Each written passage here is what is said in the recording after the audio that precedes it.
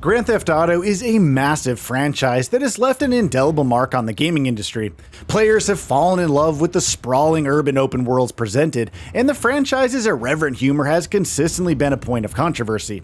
Despite how beloved the series is, there are aspects of the games that are less than perfect. The following list highlights the problems in the series that fans often choose to overlook. All of the points apply to the main campaign of the games unless otherwise stated. War is where the young and stupid are tricked by the old and bitter into killing each other. I was very young and very angry. Maybe that is no excuse. Roman? Number 1. Driving in GTA 4 is annoying. Driving is an important aspect of the Grand Theft Auto franchise, and GTA 4 is no different. Liberty City is filled with vehicles for players to purchase and steal. With this title, Rockstar strove for realism, and this extends to the handling of vehicles. Unfortunately, the result is that cars feel like they're slipping on ice, and they sway far too much. It's a damper on gameplay, and it makes driving from point A to point B a tedious task. The problem also rears its ugly head when attempting to escape from the police, as weaving through traffic almost invariably results in collisions. Luckily, this issue was addressed in GTA 5. Number 2. GTA 4 missions are a tad bit repetitive.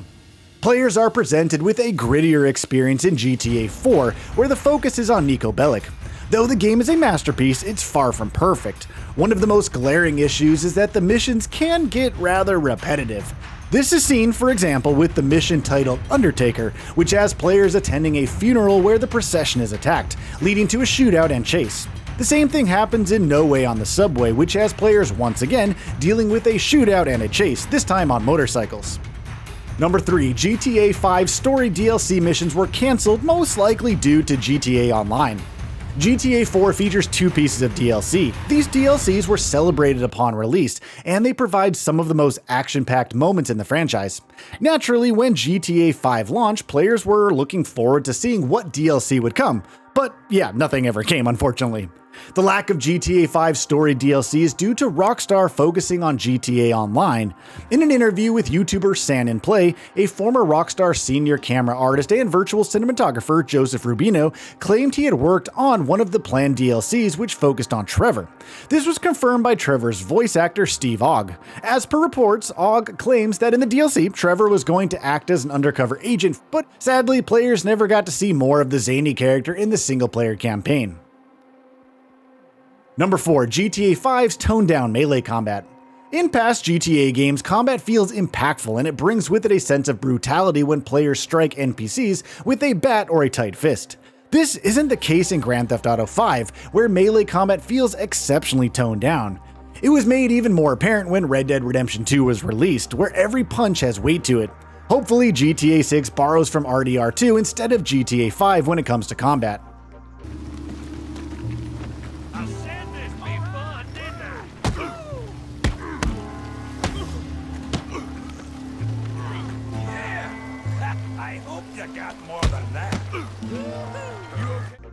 Number 5. There is a lack of accessible interiors in general. The open worlds present in the GTA universe are filled with buildings, both small and large. Some buildings, including ammunition stores and safe houses, are enterable. However, the bulk of the buildings are merely shells that cannot be entered. This is of course a disappointment, as it leaves players curious about what goes on behind closed doors. According to rumors, this is set to change with GTA 6. Game Rant reports that at least 100 interiors will be explorable in the upcoming game. Number 6. The time between titles is becoming too long. For a long time, GTA games were released in quick succession. GTA 3 came out in 2001, and this was followed by GTA Vice City, which launched in 2002. Not long after, San Andreas came out 2 years later in 2004, and after this time between titles began to stretch. It took 4 years for GTA 4 to launch in 2008, and GTA 5 took even longer, launching in 2013. It has been over a decade since the last mainline GTA game, which is way too long for fans to wait. However, this is a problem that will probably not be resolved anytime soon, as the larger open worlds necessitate longer development periods. Number 7. GTA games released late on the PC. Typically, GTA games are released on Xbox and PlayStation consoles first before launching a while later on PC.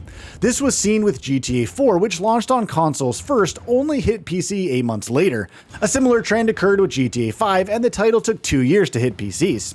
The wait time for PC players is quite long, and it doesn't seem like Rockstar is preparing to change this. GTA 6 is scheduled to release in 2025, and so far, it's only been confirmed for PS5 and Xbox Series X and S. Number 8. There's not much to do after GTA 4's story ends. Once you finish playing GTA 4's main campaign, it becomes apparent how empty the open world is. The activities available are minimal, and there are very few side missions and distractions unless players want to go bowling for the upteenth time. Although there are a few minigames and random encounters, the world doesn't feel very dynamic, leaving players with little to do once Nico's story is done. Number 9. GTA Vice City's helicopter handling is awful. In GTA Vice City, flying vehicles are an integral part of the experience, which makes it a pity that helicopters have such terrible handling. The controls are clunky and the helicopters are difficult to maneuver, making it annoying to tackle any mission that involves helicopters. This is seen in missions like Demolition Man, where precise handling is required to steer an RC helicopter. Number 10. Tommy Vercetti still can't swim in GTA Trilogy: The Definitive Edition. In the original GTA Vice City game, water is an obstacle that protagonist Tommy Vercetti can't overcome by swimming. Instead, he has to rely on boats to get across any bodies of water, or else he drowns. Disappointingly, nothing's changed in GTA Trilogy: The Definitive Edition, and Tommy still can't swim. This was likely done to ensure the game remains faithful to the original, which is appreciated, though it would have been nice if Tommy finally learned how to traverse the waters. Number 11. There is a lack of checkpoints in GTA San Andreas. Missions in GTA San Andreas can be quite long and difficult. Unfortunately, there is a lack of checkpoints, and if players die or fail a mission, they're forced to start it from the beginning. This of course gets tedious, and it makes one resistant to replays. Now, it's a good thing that this issue is addressed in subsequent GTA games, which made life easier for many. Number 12. GTA 3 has no bikes. In GTA, players spend quite a lot of time on the road traveling between missions. To keep things interesting, there are a ton of cars to play around with, as well as a few motorbikes to weave through traffic with.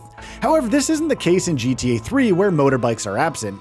Now, there's an in-game reason why there are no motorbikes to be found. According to Liberty City Stories' manual, the group American Road Safety for Everybody managed to ban bikes because they are dangerous. It's a pity though, because players get to ride motorbikes in GTA San Andreas. Number 13. Removing cars from GTA Online. Over the years, vehicles have been removed from GTA Online's in-game marketplace for seemingly no reason. This is an annoyance, especially when players grow attached to a particular vehicle that gets the axe. Occasionally, Rockstar reintroduces these vehicles through special events and seasonal updates, but it would be better if they weren't removed to begin with. Number 14. Microtransactions in GTA Online. Perhaps the most annoying part of GTA Online is the presence of microtransactions. Grinding for money is difficult, which encourages players to purchase shark cards to have fun. Some have claimed that this is a pay-to-win mechanic, and it's hard to argue against this, as players with money can just purchase vehicles, weapons, and properties with ease. Number 15. Player griefing in GTA Online. GTA Online has become notorious for player griefing, which typically occurs when higher-level players target and annoy lower-level players. This can happen through the destruction of vehicles, attacking others without provocation, and constantly killing players who are just trying to have a good time and complete missions. There is a passive mode available which does alleviate the problem, though griefing remains an issue for gamers playing in PvP mode. And that brings us to the end of this video. A quick request before we conclude. We upload new videos every single day, and if you like what we're doing, please consider subscribing. It really helps us out. Also, don't forget to enable all notifications by clicking the bell icon so that you can receive daily video updates. Thanks for watching.